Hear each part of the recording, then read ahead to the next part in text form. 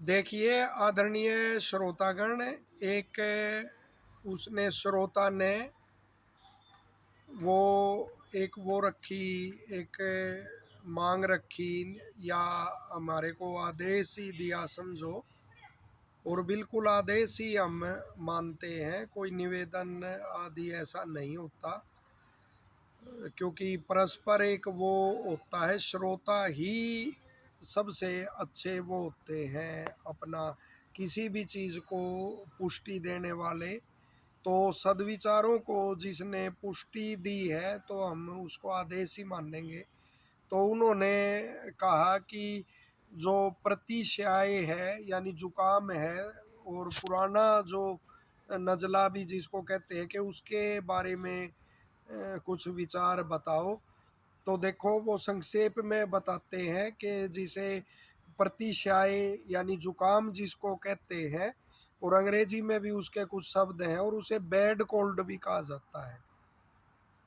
तो इसमें जैसे और वायु का ही मुख्य यह रोग है, उसी के प्रकोपित होने से होता है। अतः वायु को सम करने की ही इसमें चिकित्सा करनी चाहिए, वायु के कोप को ही शांत करने की चिकित्सा करनी चाहिए।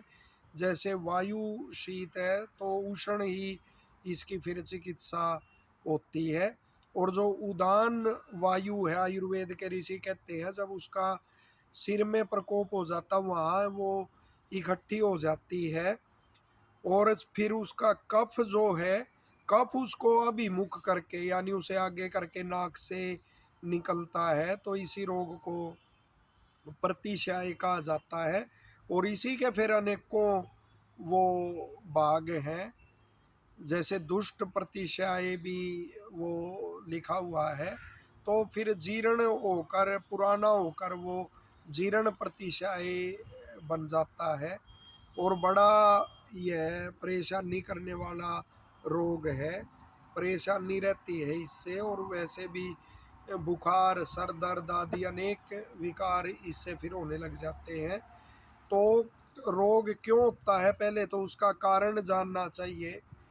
तो इसका जो मुख्य कारण इसके बताए गए, जैसे एक तो वायु का अधिक सेवन करना, जैसे वायु के झोंके कहीं आते हो वहीं बैठे रहना, अधिक वायु आदि का सेवन करना, तो उससे भी यह रोग हो जाता है। और मुख्य ये ध्यान रखना है, मिथ्या आहार विहार, जो जो आहार, जो खाने की वस्तुएं हैं, जो जो हमारे अनुकूल नहीं रहती, सातम में हो जाता है अनेक चीज़ों का। तो यदि वह हमारी प्रकृति के अनुकूल नहीं है, अगर वात प्रकृति है, पित्त है, कफ है, और उनके अनुकूल भी नहीं है, लेकिन उसका सेवन करते रहते, सातम में भी हो जाता है।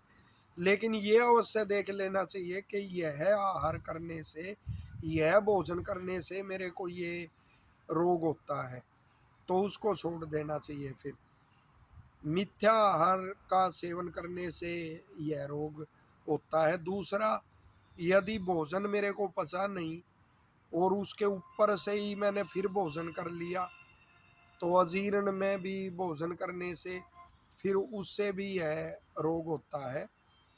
यदि किसी कारण से शरीर का बल क्षय हो गया है, तो उससे भी यह रोग हो जाता है। और साथ में ही यदि ये भी ध्यान रखना चाहिए कि आपको गला का कोई रोग तो नहीं है। यदि गला का रोग है तो उससे भी फिर यह रोग हो जाता है। गला का कोई रोग है तो उसकी भी चिकित्सा करवानी चाहिए, ताकि बार बार आप इससे पीड़ित न हों। तो ये और जैसे धूल धूल धुआं आदि, ऐसे जहाँ इनका प्रकोप होता है, या ऊन आदि का वो होता है, ऐसे कारखानों में जो कार्य करते हैं, तो उनको भी यह रोग हो जाता है। और इससे जैसे बचाव का उपाय है कि तो एक तो सिर को अपना ढाँप के रखें जिसको यह रोग हो गया है। और जो कोई जैसे सर्दी आदि आएगी तो उसमें टोपा डाल के रखें, गर्मी आदि है वो टोपा नहीं डाल सकते। और ये सर्दी में ही ज़्यादा होता है, लेकिन गर्मी में भी ये देखा जाता है।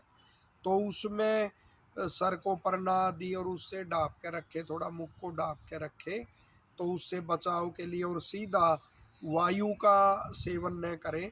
और जो गरिष्ठ भोजन है, जैसे अरबी है, भिंडी है, सूखा आलू आदि की सब्जी है, तो जो गरिष्ठ कटहल है, तो जो ऐसे गरिष्ठ पदार्थ हैं, उड़द की दाल आदि हैं, तो इनसे बचें।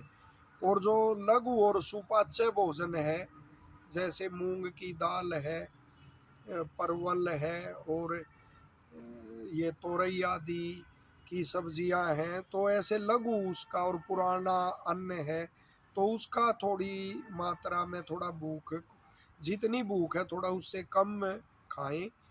तो यह भी इसकी एक चिकित्सा है, और वो लंबा हो जाएगा। तो जो कुछ जो घरेलू वो हैं, योग हैं, तो उनकी भी वो चर्चा करते हैं। जैसे आप बहुत इससे परेशान हो, तो 4 जो काली मिर्च हैं, तो उनका चूर्ण आप ले सकते हैं, और उसको 10 ग्राम में जो गुड़ है, तो उसमें मिला के रात को सेवन करें, और ऊपर से गर्म पानी पीकर सो जाएं। इसमें बड़ा लाभ आशातीत वो देखा गया है, कई बार लाभ देखा गया है इसमें। वरना रोग की अवस्था अनुसार और प्रकृति अनुसार भी वो होता है, लेकिन यह जो नुस्खा है यह बड़ा लाभदायक है। साथ ही यदि उसके कारण सिर दर्द है, बेचैनी है, या बुखार आदि भी है, तो जैसे इलायची है, और काली मिर्च है, तुलसी है, खूब कला है, तो इन चीज़ों को लेकर और इसका काढ़ा बनाकर भी आप सेवन कर सकते हैं, तो उससे भी फिर आराम लगता है।